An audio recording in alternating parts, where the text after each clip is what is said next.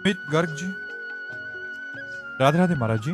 महाराज जी, संसार में हम अक्सर देखते हैं कि जो लोग छल कपट या असत्य के मार्ग पर चलते हैं वे बाहरी रूप से अधिक सुखी, सफल और सम्मानित दिखाई देते हैं, और वही जहाँ जो मनुष्य सत्य, निष्ठा और धर्म के पथ पर चलता है उसे अधिक संघर्ष, पीड़ा और परीक्षा। जिसको मृत्यु दंड दिया जाता है उसकी आखिरी इच्छा पूर्ति की जाती है, नहीं की जाती ना। इनकी आखिरी इच्छा पूर्ति हो रही है। ये जो पाप कर्म कर रहे हैं, ये जो धर्माचरण कर रहे हैं, इनके पुण्यों का नाश हो चुका है। कुछ पुण्य बचे हैं, वही आखिरी इच्छा पूर्ति हो जा रही है। इसके बाद सर्वनाश हो जाएगा, विनाश हो जाएगा। यहाँ न को कुल रोवन निहारा, राम विमुख असहाल तुम्हारा। मंदोदरी जी रावण को देख करके जब बिखरी खोपड़ियां और भुजाएं पड़ी हैं तो सोच रही है वही रावण है। जब चलता था तो पृथ्वी कांपती थी, चलत दशानन डोलत अवनी। भुजाओं को ठोक देता था तो लोक के लोक खाली हो जाते थे। आज वही रावण बंदरों के पैरों की ठोकर में उसकी खोपड़ियां फुटबॉल की तरह दौड़ रही मैदान में। तो कहा राम विमुख असहाल तुम्हारा, रहा न को कुल रोवन निहारा। तुम्हारी आखिरी इच्छा पूर्ति की जा रही है। जैसे मृत्यु का दंड देने वाले पूछा जाता तुम्हारी आखिरी इच्छा क्या है, बोले हमको ये खवा दो, ये दिखा दो। हाँ, तो वो खवाया जा रहा है तो देखकर कुछ ये मतवालों के सुखी है। अब वो गड़ासे के नीचे जाने वाला है, अब उसका नाश होने वाला है। दीपक की तरह जलो, धर्म पूर्वक चलो तो कुल परंपरागत चलोगे। हाइलोजन की तरह जलोगे, फ्यूज हो जाओगे। अधर्माचरण करने वाला हाइलोजन की तरह प्रकाशित होता है, फ्यूज हो जाता है, क्योंकि उसके सुकृत नष्ट हो जाते हैं। इसलिए ये देखो मत कि वो पापाचरण करते हुए उन्नति को प्राप्त हो रहा है। ये समझ लो उन्नति को नहीं, वो नाश को प्राप्त हो रहा है। धर्माचरण करते हुए वो दुख को प्राप्त हो रहा है, वो दुख को नहीं, उसके पाप नष्ट हो रहे हो। आगे चलकर बहुत सुख को प्राप्त होगा। जैसे दुर्योधन बड़ा फूला हस्तिनापुर के सिंहासन के लोभ में, चूंकि पिता बैठे हुए थे, मनमानी दुर्व्यवहार किया पांडवों के साथ। परिणाम क्या हुआ? हस्तिनापुर के चक्रवर्ती सम्राट पर महाराज युधिष्ठिर बैठे और एक भी भाई जीवित नहीं बचा, सब मारे गए। अधर्माचरण करने वाला परिणाम में नाश को प्राप्त होता है, और धर्माचरण करने वाला भले दुख भोगे, परिणाम में विजय को प्राप्त होता है, सुख को प्राप्त होता है। ये बात बैठा लेनी चाहिए।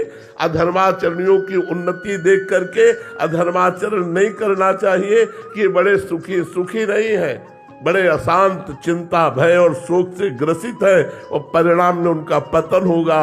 उनमें विपत्ति और दुख का ऐसा तांडव मचेगा कि वो नष्ट हो जाएंगे। महाराज जी, आप तो सबके हृदय की अंतःकरण की स्थिति को जानते हैं। महाराज जी, ऐसे जनों की अंतःकरण की स्थिति बड़ी भयावह, बड़ी गंदी होती है, बड़ी गंदी होती है। बाहर से नकाबपोश की तरह मुस्कुराते दिखाई देते हैं, हंसते दिखाई देते हैं, अंदर जलते हैं। क्योंकि जब तक चित्त धर्म से नहीं चलेगा तब तक शांति, निर्भयता, सुख, विश्राम ये प्राप्त नहीं हो सकता, कदापि प्राप्त नहीं हो सकता। जीवन भर जलते रहते हो, मरने के बाद नरक में जलाए जाते हैं, नरक में दुख भोगना पड़ता है। इसलिए पाप से डरो, अधर्माचरण से डरो, यही दुख भोगना पड़ता है। नरक की तो बात जाने दो। अवश्य में भोक्तव्यम कृतम कर्म शुभाशुभम। जो शुभ और अशुभ कर्म किए जाते हैं उनका भोग भोगा जाता है। इसलिए पापाचरण से डरो, पापाचरण मत करो। देखो, बचपन से भजन मार्ग में लगा हूं, किसी जन्म का पाप कर्म हमारे ऊपर लागू हुआ तो दोनों किडनी फेल हो गए। कर्म, भीष्म जी इतने बड़े महाभागवत बाल ब्रह्मचारी धर्मात्मा, 6 महीने बाणों की सैया पर। कर्म अवश्य में भोक्तव्यम, भोगना पड़ेगा। फिर जो पाप कर्म कर रहे हैं उनकी तो बात जाने दो। महाराज जी, परिवार पे भी इसका असर पड़ता है? हाँ, क्यों नहीं, संबंध का तो होता ही है। अगर तुम कोई क्राइम करो तो तुम्हारे पूरे परिवार को प्रताड़ित किया जाएगा। कहाँ है बताओ? यहाँ तक कि रिश्ते नातेदारों के घर भी छापा पड़ेगा, रिश्ते नातेदारों को भी प्रताड़ित किया जाएगा। संबंध का तो दंड मिलता ही है, या संबंध का पुरस्कार मिलता है। अच्छा कार्य करने वाला राजकीय कर्मचारी तो माता पिता रेल में फ्री, संबंध का ही तो उसको सुविधा मिल रही है, संबंध से ही उसे दुख और दुविधा मिलती है। तो पिता अधर्म आचरण कर रहा है तो बच्चे भी उसका भोगेंगे? बिल्कुल, बच्चा करेगा तो बाप को भी भोगना पड़ेगा। बाप की भी निंदा होगी, उसको भी गालियां मिलेगी, समाज में उसको सर नीचा करना पड़ेगा। चाहे पिता का संबंध गलत हो या पुत्र का संबंध गलत हो, दोनों को भोगना पड़ेगा। अधर्म आचरण से आया हुआ धन भी प्रभावित पूरे परिवार को शोकित करेगा, पूरे परिवार को शोकित करेगा। और दिखता है तो गाड़ी बंगला सब बन गया। ये सब बाहरी है, बाहरी है। ये कुछ दिन के बाद बाहरी भी नहीं रहेगा और आंतरिक भी नहीं रहेगा। आंतरिक तो जलते ही रहते हैं, बाहरी है ये कुछ दिन के लिए है, कुछ दिन के लिए है। देवकी वसुदेव जी को हथकड़ी में डाले हुए कुछ दिन के लिए समय है उसका। सुकृत जब तक है तब तक ठीक है। केस पकड़कर पूरी सभा में पटक पटक कर कंस को मारा, जो महाबली था। ऐसा बलि था कि जरासंध प्रसन्न होकर अपनी 2 पुत्रियों का ब्याह किया था। तो जब तक पुण्य है तब तक धर्मात्मा पुरुष को दुख दे लो और पाप कर लो, और जिस समय तुम्हारे पुण्य नष्ट होंगे, विध्वंस हो जाओगे, किसी कार्य में तुम सफल नहीं हो पाओगे। अभी तुम्हारे पुण्य इसलिए सफलता दिखाई दे रही। अरे जी, पापाचरण वालों को तो समझ आया, बट ये जो धर्माचरण कर रहे हैं फिर भी दुखी हैं, इनका क्या रहस्य? पूर्व जन्म के जो पाप है, अब उनके पाप का जो क्रम लागू हुआ है वो नष्ट हो जाएंगे।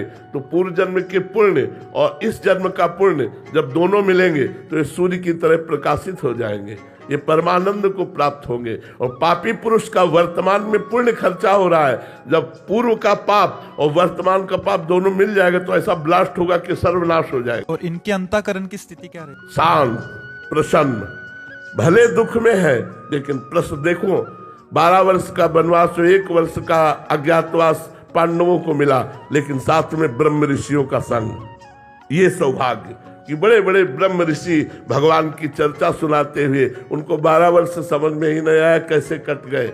उस समय उनका हृदय शांत, प्रसन्न, भगवत शरणागत, भगवत चिंतन परायण, बाहरी कष्टों की परवाह नहीं करते, धर्म में चलने वाले। ये अधर्मिक पुरुष लोग थोड़ी देर के लिए बाहरी सुखों को भोगते हैं, अंत में महादुख को प्राप्त होते हैं। इसलिए सबसे प्रार्थना है, पाप से डरो, अधर्माचरण से डरो।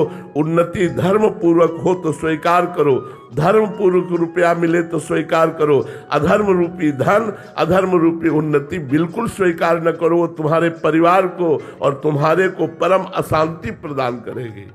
श्री राधा वल्लभ लाल की जय।